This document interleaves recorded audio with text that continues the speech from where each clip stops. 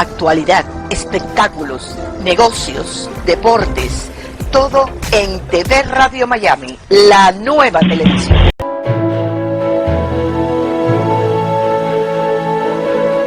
Agustín Rangugni, un periodista sin libreto.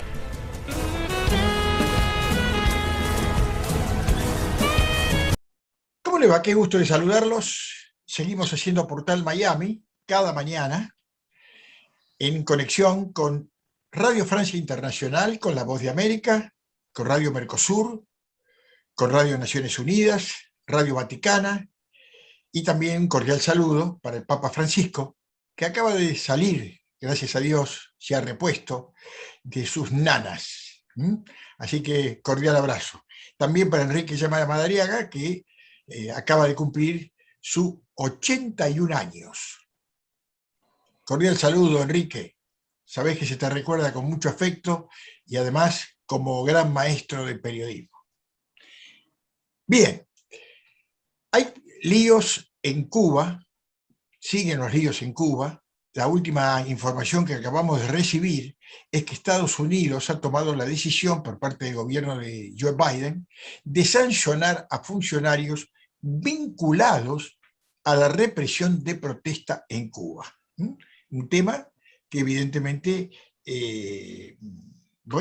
tendrá que establecer quiénes fueron los responsables de esta batahola, de esta, yo diría, de esta amenaza y de esta agresión que se le hizo al pueblo de Cuba por salir a defender su libertad y a expresar su opinión de la realidad que vive Cuba.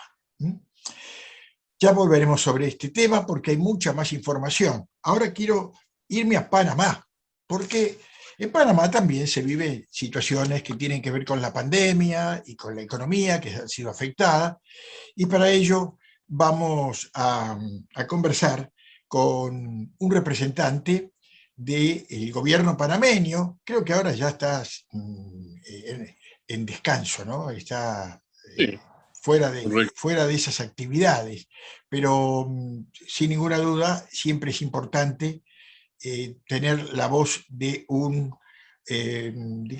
funcionario que tiene una experiencia y que esa experiencia la volcó precisamente para darnos una mano, para ayudarnos a entender qué pasa en el mundo. Carlos Raúl Moreno. Bienvenido, Carlos, ¿cómo te va? Un gusto de saludarte.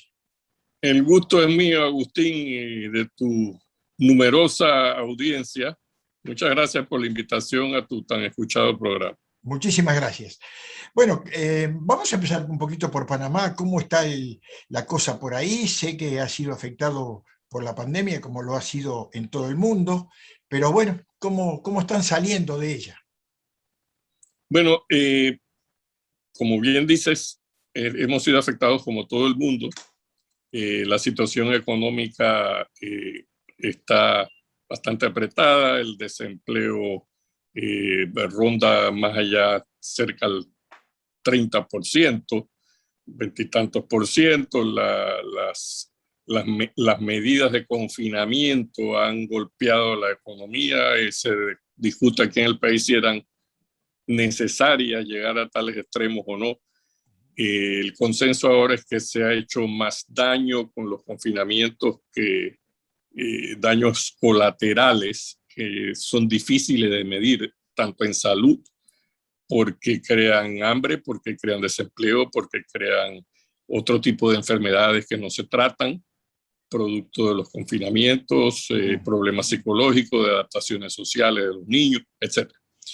Dicho esto, otra de las críticas que vemos es un gran endeudamiento público encaminado a pagar planilla gubernamental, cosa que es un total absurdo dentro de la ciencia de la economía, porque lo que debería imperar, que se debate en el país ahora, es una austeridad fiscal y canalizar los recursos que se obtengan al sector productivo para apoyar la reactivación económica de la empresa privada, más que dar más trabajo y aumentos salariales en burocracia. Eso es otro de los puntos. Tenemos una grave crisis del seguro social, que es el programa de invalidez, vejez y muerte, va a quedarse sin fondos muy pronto y no se ponen de acuerdo los diversos sectores del país. Hay un diálogo que ya viene de más de 10 años, que no avanza porque no se quiere tocar los parámetros económicos y de edades de jubilación, y si no se llega a algún acuerdo nacional, la seguridad social y las pensiones van a estar en graves aprietos en 4 o 5 años máximo. Dicho esto, el Canal de Panamá sigue su funcionamiento normal. Vemos que el ambiente político comienza a caldearse tempranamente, como siempre, a la mira de las elecciones, claro, que son el 24, y hoy empieza el juicio por violación de la privacidad en las comunicaciones al expresidente Ricardo Martinelli, que ya fue juzgado y fue absuelto, pero hay una ley de reciente creación que incluyó un artículo que decía que el Ministerio Público puede volver a solicitar un anulamiento de juicio y juzgar nuevamente a otra persona, que a mi legal saber y entender, me parece así como una persona que mira de afuera, me parece un poco abusador eso, ¿no? De que se juzga a una persona y que luego que sale una nueva ley quieren juzgarlo de nuevo. Totalmente. Yo creo que este doble juicio que metieron, como decimos en buen panameño aquí, un camarón legislativo, cuando se meten cosas en una ley en la cual no se piensa y sirve para determinados propósitos. Esto implica, para mí es inconstitucional, pero no ha sido visto así por la Corte Suprema de Justicia. El problema político a futuro, Agustín, es que el expresidente Martinelli, a pesar de todo lo que se le acusa y la percepción generalizada de que sí hubieron actos tremendamente corruptos de una magnitud poco conocida en el país. Por el cual estuvo preso varios años, ¿no? Por el cual estuvo preso varios años, sin embargo goza de una gran popularidad el expresidente Martinelli, porque ha sido un contestatario, y tú sabes que en nuestros países, en nuestros pueblos le gustan las personas contestatarias, y se percibe como el único de verdad de oposición al presente gobierno y al anterior gobierno, y cuyos cuestionamientos son muy graves también el gobierno de Varela, pero que ha sabido manipular la administración de justicia, que tiene una falta de credibilidad total en el país. Otro de nuestros graves problemas, la institucionalidad está bastante resquebrajada, y particularmente el órgano judicial. Esto es más o menos un pantallazo general, Agustín, de la situación panameña. El Canal de Panamá, que fue en su momento una obra extraordinaria, una obra de gran posibilidad de apertura económica y de integración al mundo, y también, por supuesto, de recursos. Ciro, en una frase nada más, sintética, ¿dio el resultado que se esperaba? Mucho mejor de lo que se esperaba. La administración del Canal de Panamá, en un principio se cuestionaba la capacidad de Panamá de poder manejar el canal. Exacto. Y ha resultado que el canal, el manejo y operación del canal ha sido excelente, incluso mejor que en la época que lo agenciaban los norteamericanos, y ha sido una empresa altamente exitosa en cuanto a puntualidad, eficiencia, en cuanto a transparencia, cosa que pareciera una república independiente, y que yo siempre he dicho que por qué el país no copia el modelo del canal y nos canalizamos todos de verdad en cuanto a administración pública. A pesar de algunos cuestionamientos pequeños, etcétera, siempre va a haber cuestionamientos, pero el canal ha sido altamente positivo para el país, y le genera una cantidad impresionante de dinero al Estado. Tiene un buen mantenimiento, tiene mucha puntualidad, y lo logramos expandir nosotros mismos para que pudiera tener buques post-Panamax con un nuevo juego de esclusas que los proyectos que lo realizó la Panamá, con mucho éxito, por cierto, y ahora está operando con toda normalidad y con mucho éxito. Muy bien, muy bien, muy bien. Era un tema porque cuando me recuerdo hace muchos años vinieron por aquí, por Miami, una delegación de los integrantes de la organización, el desarrollo y el control del Canal de Panamá, con mucho entusiasmo, y bueno, me alegro que todo eso se haya concretado en hecho positivo. ¿Cómo estás viendo el mundo? Y fundamentalmente, me interesaría saber si le echaste un ojo a lo que está pasando en Cuba. Evidentemente, uno de mis intereses como comentarista político ha sido Cuba y la democracia cubana, el anhelo del retorno a la democracia representativa en Cuba. Yo diría que sí, he llegado a algunas conclusiones y básicamente dos de las más importantes. No escucho muchos comentarios al respecto, he visto algunos que otros comentarios o artículos periodísticos, etcétera. Y a mí me parece que de la crisis cubana en la movilización popular hay dos lecciones fundamentales que sacar y dos comentarios que son, me parece, centrales a todo este asunto y principales. Uno, y el primero es el total desmoronamiento y fallo de la seguridad del Estado, cubana, que hasta ahora había sido de una excelencia poco conocida, poco repetida, vamos a ponerlo de ese modo. Hay que considerar que los servicios de inteligencia cubanos fueron copia y entrenados en Alemania Oriental, que dentro del mundo comunista, antes de que cayera la Unión de Repúblicas Socialistas Soviéticas, era el modelo a seguir en cuanto a aparato de represión, aparato de adoctrinamiento, propaganda y represión.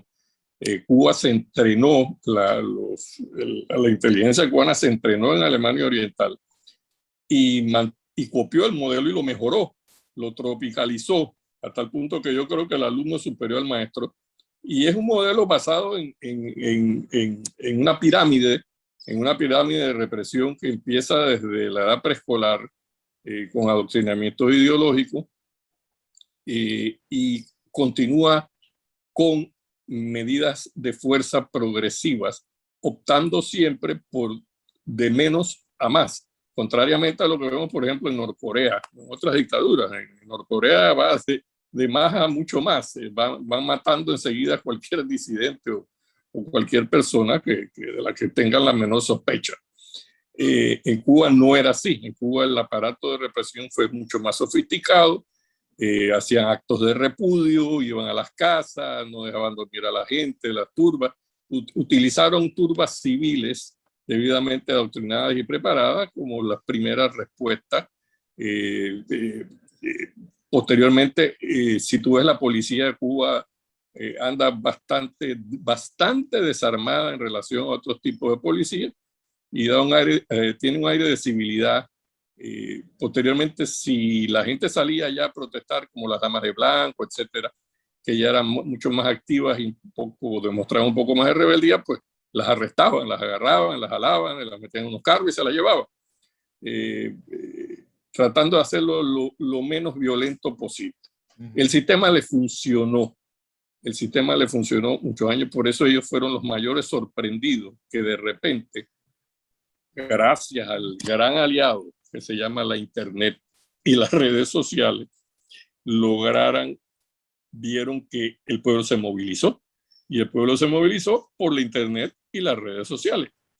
Tuvo la oportunidad de soltar todo aquel resentimiento guardado por mucho tiempo ante las carestías y ahora con la crisis sanitaria que terminó de colapsar el sistema de seguridad social en Cuba, el sistema hospitalario, que no era bueno, era muy bueno en propaganda, era muy bueno en asuntos de medicina privada, tenía unos excelentes hospitales, pero pagados para extranjeros y para la nomenclatura cubana, de primera categoría. El pueblo cubano recibía otro tipo de atención médica. Ellos fueron totalmente sorprendidos, no sabían qué hacer, no se lo esperaban. Y esto es una de las primeras cosas que debemos resaltar, porque es muy importante. De aquí en adelante, ellos van a tener que replantearse, y conozco que adentro del gobierno cubano hay una serie de problemas internos entre militares y el Partido Comunista, tienen unas tensiones internas increíbles. La segunda cosa, Agustín, que te mencionaba, que vale la pena destacar, es la barbaridad que cometió Díaz-Canel, el designado de a dedo de Raúl Castro, y cuando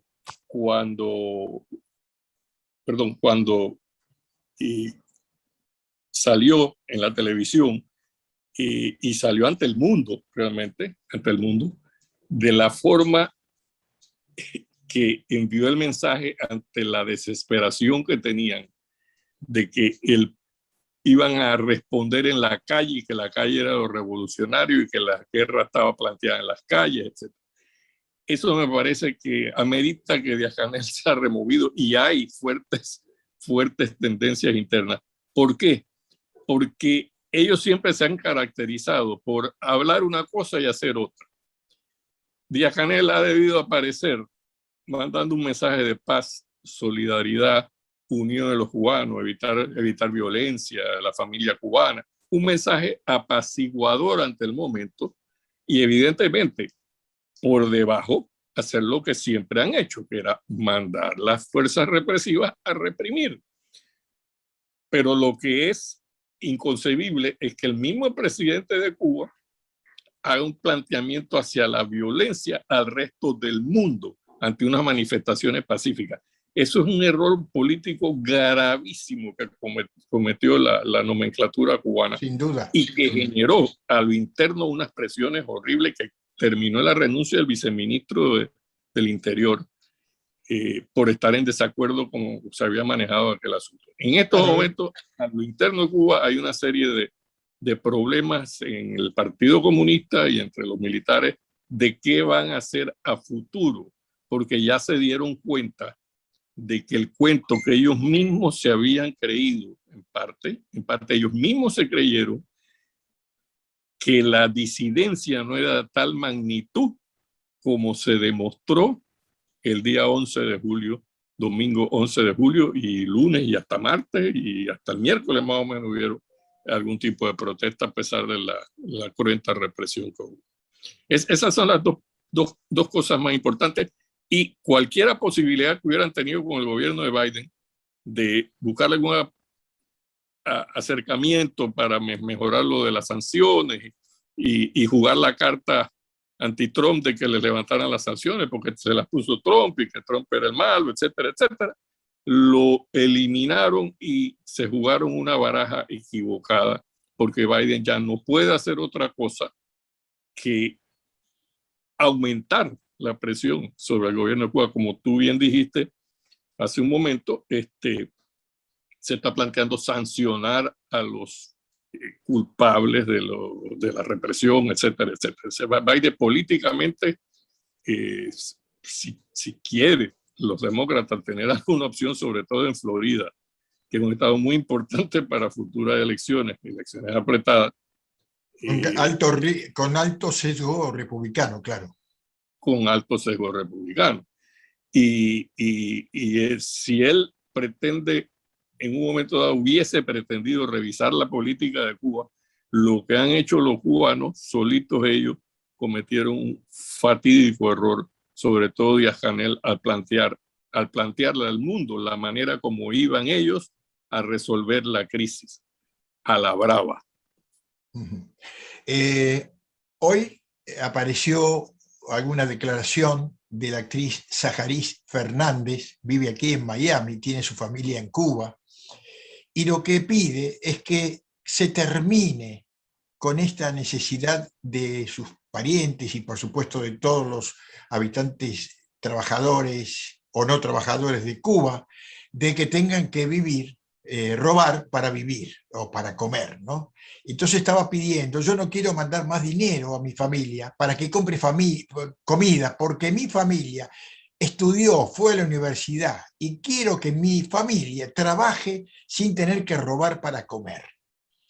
Esto es una frase realmente sintética, concreta, quizá parece común, pero es la verdad de lo que pasa en Cuba. La gente tiene que salir a robar para poder comer. Como dicen los cubanos, resolver. Claro. Tienen que resolver, y la manera de resolver es como no hay iniciativa privada, porque la han manejado a través de los años, en las últimas décadas, con la política del yoyo. De repente abren, dejan que hagan algunos restaurantes, paladares, etcétera. Y cuando ven que la cosa está teniendo éxito y se está moviendo la economía, está moviéndose hacia el sector privado como fuente primaria de generación de riqueza, sienten que están perdiendo el poder político, el poder de controlar. Entonces cierran inmediatamente, y los empresarios que abrieron paladares o pusieron pequeños negocios tienen que volver a ocultarse y seguir haciendo lo mismo, porque hay paladares ocultos. Es todo un sistema de una economía subterránea privada, pero a espaldas del Estado, que hasta cierto punto lo permite y se hace de la vista gorda con las ilegalidades de la economía hasta cierto punto, pero no dan el paso a formalizar una apertura de verdad. Mira, había una de las cooperativas agrícolas que más producían en Cuba, que era privada. Hace un año, cosas atrás, la cerraron porque había crecido tanto y había tenido tanto éxito que el Partido Comunista entró en pánico sobre el experimento que estaba teniendo un gran éxito y que se le podía salir de las manos en cuanto a su necesidad de ser el que le da el dinero a la gente.